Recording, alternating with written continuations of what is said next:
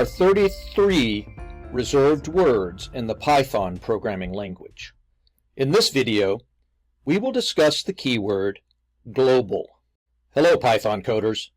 Today, we are diving deep into a keyword that bridges the gap between local and global scopes. Global.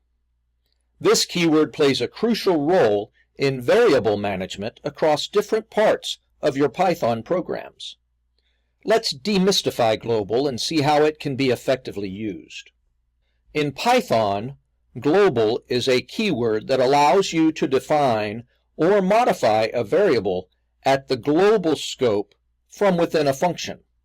Without global, variables created or modified inside a function exist only within that function's local scope. Why global? Its primary purpose is to enable functions to access and modify variables that are defined outside the function, in the global scope. This can be useful for variables that need to be shared across multiple functions in your program. Use the global keyword when you need to access or modify global variables from within a function, especially for application-wide settings, counters, or data that needs to be tracked or modified across multiple function calls. Let's walk through a simple example to illustrate the use of global.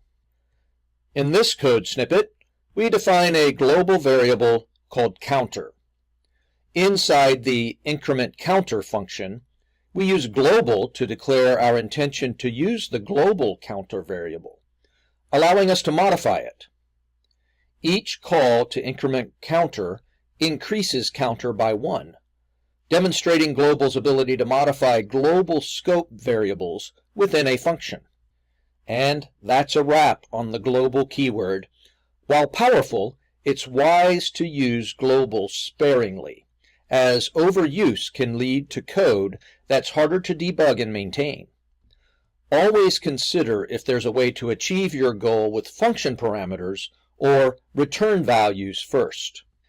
Dive deeper into Python's functionalities and continue to enhance your programming skills.